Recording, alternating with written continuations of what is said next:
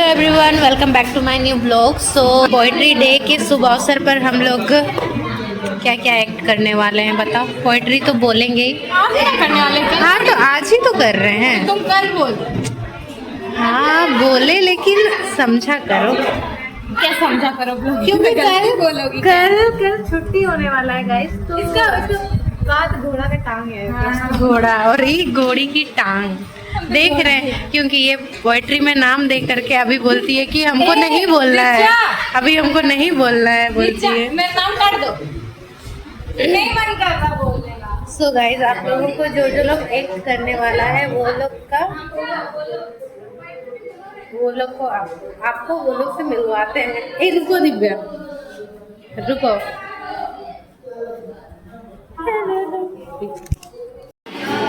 तो ये है हम लोग का पोइट्री डे का एक्ट होने वाला है। तो फिर ड्रेस सब लेकर के हम जा रहे हैं। ये है सुंदर कन्या, इसको आप लोग देखेंगे। गोपी सपना कैसे लग रहा है गोपी बनने का? शुभ अवसर प्राप्त हो रहा है। हमको तो क्या उत्सुक हो रहे हैं।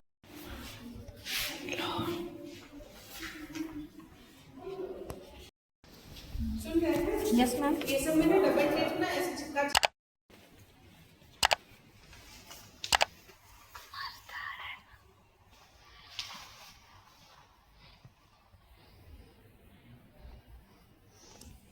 सो गाइस हम लोग डेकोरेट कर चुके हैं और हम लोग तीनों हैं अभी। और अभी कुछ ही देर में प्रोग्राम स्टार्ट होने वाला है। बहुत कोई लोग एक्ट भी करने वाले हैं, गोपी वाला, राधा कृष्ण, मतलब कवि से रिलेटेड। सो गाइस वीडियो को बने रहिएगा। दिखाएंगे यहाँ गोपियाँ तैयार हो रही है। सपना ये है हमारी पहली गोपी जो फर्स्ट रेडी हुई है। So beautiful. आप पोइट्री डे पे आज क्या बनने वाले हैं? आपका चोटी देख के बहुत अच्छा लग रहा है। आपका चोटी क्या बन? ओके। स्टोरी टेलिंग डे है तो आज मैं बेटी बनी हूँ। आज मेरे साथ गोपी माँ बनी। Oh my God so cute. आज मैं स्कूल बच्चे बनी हूँ। आप लग भी रहे हैं। आपका फीता हमको देख करके याद आ रहा है कि खास मैं भी। हाँ हाँ हाँ वही बोलने वाला थे। ये लोग भी हैं साथ में।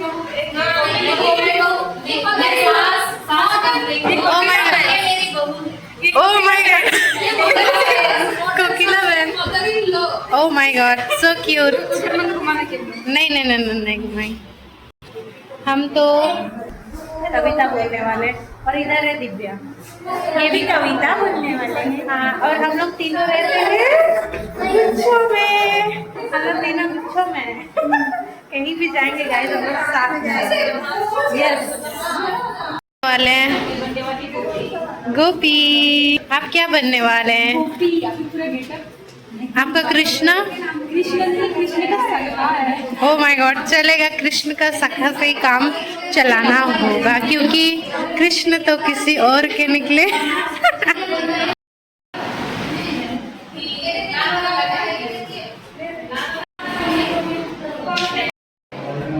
यहाँ आओ ना।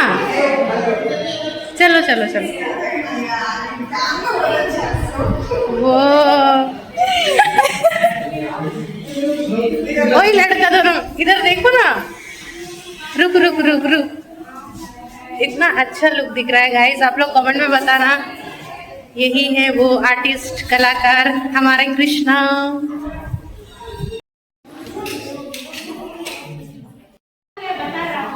डरो ना आधी पानी में, खड़े रहो तुम अविचल होकर सब संकट तूफानी में।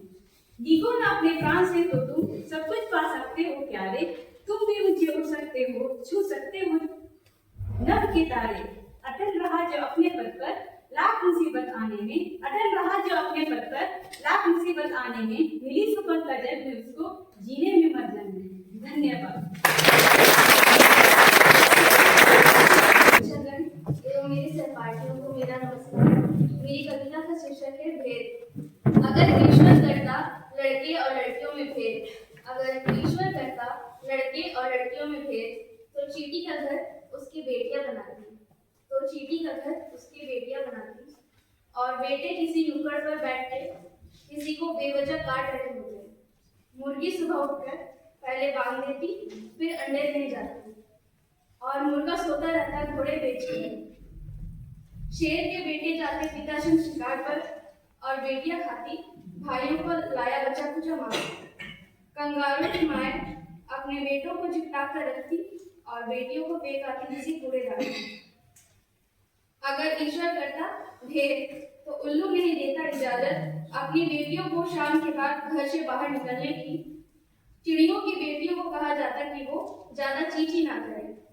कोयल गा पाती क्या उछल उछल के इस डाल से उस डाल।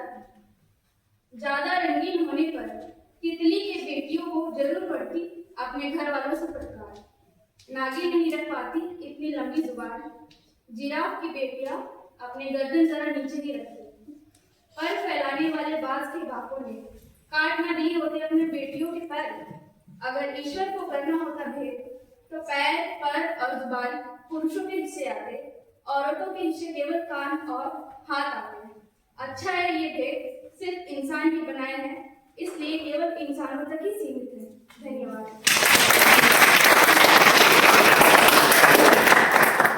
अब मैं कविता के लिए लड़ी एवं यहाँ उपस्थित मेरे सहपाठियों, आज मैं कविता दिवस के शुभ अवसर पर कविता सुनाने जा रही हूँ।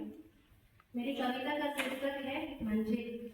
राह में मुश्किल होगी हजार, राह में मुश्किल होगी हजार, तुम 2 कदम बढ़ाओ तो सही। हो जाएगा हर सपना साकार, हो जाएगा हर सपना साकार, तुम चलो तो सही, तुम चलो तो सही। मुश्किल है पर इतना भी नहीं, मुश्किल है पर इतना भी नहीं कि तू कर ना सके। दूर है मंजिल लेकिन इतनी भी नहीं कि तू पा ना सके, कि तू पा ना सके। तुम चलो तो सही, तुम चलो तो सही। एक दिन तुम्हारा भी नाम होगा, एक दिन तुम्हारा भी नाम होगा, तुम्हारा भी सत्कार होगा। तुम कुछ लिखो तो सही, तुम कुछ आगे पढ़ो तो सही, तुम चलो तो सही, तुम चलो तो सही। धन्यवाद।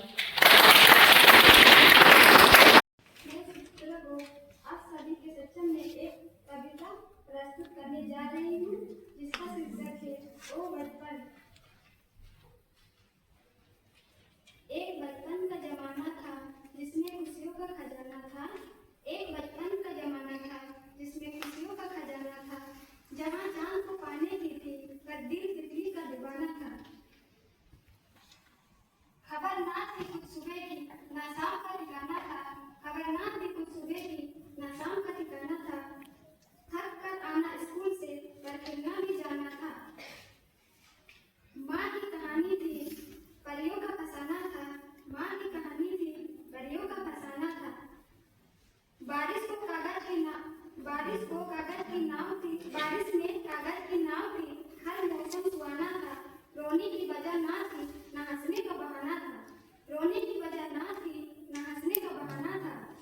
क्यों हो गए हम इतने बड़े, इससे अच्छा तो वह बचपन का जमाना था, वह बचपन का जमाना था। धन्यवाद।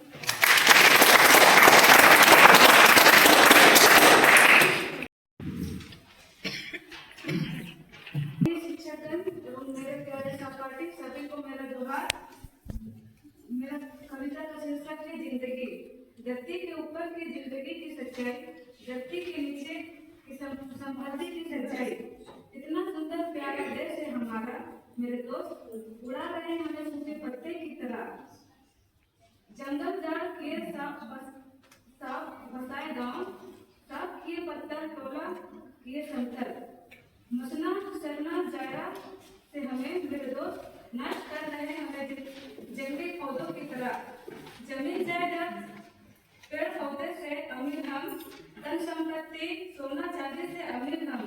गरीब दुखियारी है हम मेरे दोस्त, नोच काट रहे हैं हमें साथ की तरह। भाइयों एवं बहनों आओ गूंजे माला बने हम। 7 जन्म की जिंदगी खत्म होने से पहले कसम खाएंगे, चाहे गला फटे कभी न उड़ेंगे हम सड़क की धूल की तरह। धन्यवाद। अब को बुलाना चाहूंगी।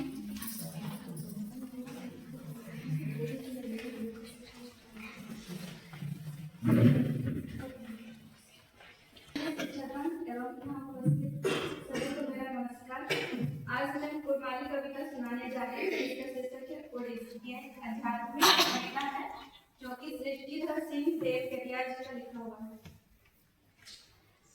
जगत के खैला रे भाई एक ओडिसी हमरा मगिया मने आदिस है। जगत के खैला रे भाई एक ओडिसी ऐसन केड़ी बर्बाद देले पेट फाड़ी बर्बाद बराई गेले नी रहल देसे ओडिसी नेके दान जवाबे करे दिन रात जोखे रकम लागल रगत जोसे ताकत रहे नारद ऋषि तप करे बसे विपदे गिरल सिर निधि कर देसे शिव हेला मसान वासी डरे पलाई गेला काशी बाकी केवली रहल अवशेषे ब्रह्मांड हेले ओडिसे खोई सृष्टि धरे बेड़े खोई चलना ही के उपदेश। इस कविता का उद्देश्य है कि अगर आपको जीवन में आगे बढ़ना है तो आलस्य क्रोध लोभ मोह छोड़कर लगातार मेहनत करना होगा अपने लक्ष्य को प्राप्त करने के लिए। इसका मतलब ही है आलस्य क्रोध मोह लोभ ये सारा छोड़कर। Thank you. बुलाना चाहूंगी की आवाज है, हर दर्द में छुपा एक राज है। जब भी मन कहीं खो जाता, तेरा प्यार ही उसे समझाता है। मन रोए तो तू सहला देती, बिन बोले ही सब कह देती। तेरी ममता जैसी ठंडी छाया, जिसमें हर दुख दूर हो जाए। मेरे मन की हर एक धड़कन में बस तू समाई है। माँ तू ही मेरी दुनिया है, तू ही मेरी सच्ची परछाई है। इस कविता का एक संदेश है कि माँ का प्यार इस दुनिया की सबसे बड़ी दौलत है, जिसे कभी भी शब्दों से पूरी तरह व्यक्त नहीं किया जा सकता। धन्यवाद। रानी मूर्ति को बुलाना चाहूंगी। आदरणीय शिक्षकगण एवं मेरे प्यारे सहपाठी, आज का कविता दिवस के अवसर पर हार्दिक शुभकामनाएं। आज का मेरा शीर्षक है यह कैसी आजादी। मिल गई आजादी हमको, पर यह कैसी आजादी है। चारों तरफ है भ्रष्टाचार, हर जगह महंगाई है। आज भी आजाद नहीं है हमारे देश की नारियां, आज भी आजाद नहीं है हमारे देश की नारियां। जन्म लेते ही मार देते हैं अगर होती है बेटियां। हो रहा पतन समाज का, सुरक्षित नहीं है बेटियां। बढ़ रहे शैतान है, पर यह कैसी आजादी है। नेताओं के खेल निराले, चुनाव से पहले ही घर पधारे। जीतने के लिए गिर जाते हैं पैरों पर, जीतने के बाद भूल जाते हैं अपने वादों को। लूटते हैं अपने देश को करके हजारों घोटाले। जनता रहती है भूखे नंगे, वे आराम फरमाते हैं। आज भी अनपढ़ हैं लोग, आज भी गरीबी है, पर यह कैसी आजादी है। बढ़ रहे हैं आतंकवाद, अब नहीं बची इंसानियत। बढ़ रहे हैं आतंकवाद, अब नहीं बची इंसानियत। धर्म जाति पर लड़ रहे सब, पर यह कैसी आजादी है, पर यह कैसी आजादी है।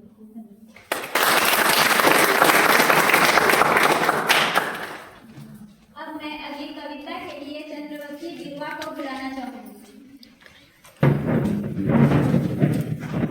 सभी आदरणीय शिक्षकगण और मेरे सहपाठियों को मेरी ओर से कविता दिवस की शुभ अवसर पर सभी को मेरी तरफ से जोहार। मेरा शीर्षक है गुलाब बड़ा। मैं वो भाषा की कविता लिख रही हूँ। बकरे रे गुलाब बड़ा मेलते बीगे हया मुदुरा मुदुरा दवाखाना बड़ा रे ना मुसिंगे देते रेडाय बासिंग चनक दो बकरी मोइला जन रे योगिदा मेंदो मिtam ने रे मिना मिया एसु पुगी बुन नेन रे मिना गोसो यन रे रोम सेनो yana चेरा बनो या नजा रोम गोसो जान मेंदो होयो का मनाती नेन रो बायते गे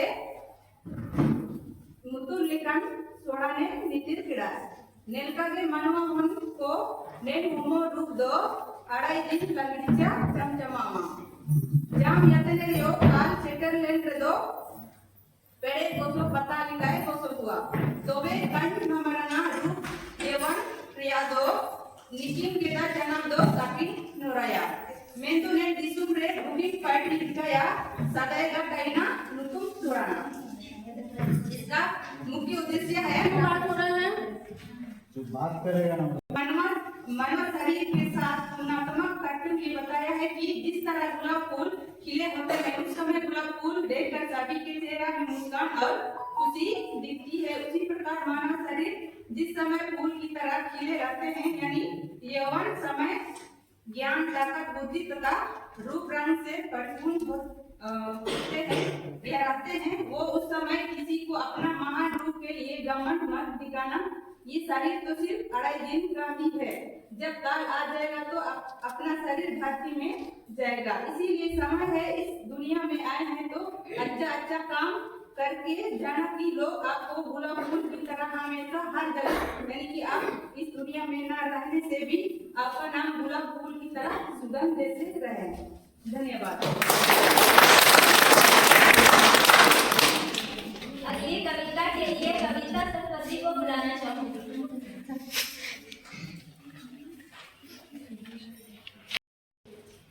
फिर हवाओं में जहर बुलाए इंसानियत का चेहरा भूला, ट्रेन से बाजार तक मची है हाहाकार, बारूद के ढेर पर खड़ी है अब दुनिया यार। कोई कहता है अधिकार, कोई कहता है सुरक्षा, कोई कहता है अधिकार, कोई कहता है सुरक्षा, पर हर ओर मची है लाशों की ही समीक्षा। मिसाइलें गूंजती है आसमान से बना है जालिमान, ईरान इजराइल या महाशक्तियों का खेल, इंसान की कीमत पर हो रहा है जुल्म का मेल। आधी दुनिया भूख से आधी बारूद से रिश्त है, इंसान चांद पर है पर जमीन पर पस्त है। तेल और गैस की खेल में लहू सस्ता हो गया, तेल और गैस की खेल में लहू सस्ता हो गया, अमन का जो वादा था वो कहीं खो गया। महाशक्तियों के खेल में आम आदमी पिसता है, इतिहास के पन्नों पर बस दर्द ही लिखता है। तरक्की की दौड़ में हम कहाँ आ गए कि परिंदे के आसमां पर भी जहरीले धुएं छा गए। शांति का दीप अब बुलाया नहीं जाता, आधुनिक सुशासन काल बन रहा है। रुको जरा सोचो, क्या यही है भविष्य हमारा? युद्ध से ही नहीं प्रेम से ही बनेगा या प्यारा सितारा। रुक जाओ ये दुनिया वालों, ये कैसा उन्माद है, रुक जाओ ये दुनिया वालों, ये कैसा उन्माद। अंत में बस मैं यही कहती हूँ कि युद्ध कभी किसी मसले का हल नहीं होता, क्योंकि जंग में सिर्फ इंसान मरता है, नफरत नहीं। आइए बारूद की इस दुनिया में हम अब भी एक नई इबारत लिखें। धन्यवाद। मेरे प्यारे सहपाठियों, मैं निकिता बीएड शिक्षकों की छात्रा। हम आप सबों के सामने विश्व कविता दिवस के शुभ अवसर पर एक हमारी ओडिया भाषा में कविता प्रस्तुत करने जा रहे हैं, जिसका शीर्षक है पापा। बापा ଏକ ଶବ୍ଦ ନୁହେଁ, ଏକ ଅଭିଧାନ। ଆସନ୍ତୁ ଶୁଣିବା ସେମିତି ଏକ ବାପାର ମହାନତାକୁ ନେଇ ଆଜିର କବିତା। କବିତାର ଶିରୋନାମ ବାପା। ସଂସାରକୁ ଆଣି ପରିଚୟ ଦେଲେ ସହିଲେ କେତେ ଅଜଟ, ଛୋଟ ଥିଲାବେଳେ ଦୁଷ୍ଟ ହେଉଥିଲେ କରଛ କେତେ ଆକଟ। ମାଡ଼ ଗାଳି ତୁମେ ଦେଇଥିଲ ବୋଲି ସମ୍ମାନ ପାଉଛି ଆଜି, ତୁମେ ଦେଖାଇବା ପଥେ ପଥେ ଯାଇ ପାଇଛି ନିଜକୁ ଖୋଜି। ଆମର କୃଷିଙ୍କୁ ପ୍ରାଧାନ୍ୟ ଦେଇ ଅନେକ କଷ୍ଟ ସହିଛ, ବୈଶାଖ ଖରାକୁ ମାଘରେ ଶୀତକୁ ଆମ ପାଇଁ ବଳି ନେଇଛ। ବାବା ଶବ୍ଦଟିକୁ ସାର୍ଥକ କରୁଛି ବଳିଦାନ ତ୍ୟାଗ ପାଇଁ, तुम प्रतिदान अतुलनीय से वर्णन ताहार नहीं। इस कविता का अर्थ ये है कि पापा वो हैं जो हमें संसार में लाए हैं, हमें परिचय दिए हैं, हमारे सारे नादानियों को सहे। जब छोटे थे हम जब बदमाशियां करते थे तब हमें वो रोकते थे, हमें डांट कर मार कर सही राह दिखाते थे। आज हम सम्मान पा रहे हैं की वजह से हमारे पापा। आप जो राह दिखाए उसी पर चलकर आज हम अपने आप को खोज पाए हैं। हमारी खुशियों को हमेशा आगे रखकर बहुत से कष्ट सहे हैं। वैशाख माह के तेज धूप को माघ की शीतलता हमारे लिए आप सब सहे हैं। पापा सबका अर्थ ही है बलिदान और त्याग। आपका प्रतिदान अतुलनीय है, जिसे वर्णन करना किसी के लिए असंभव है। धन्यवाद।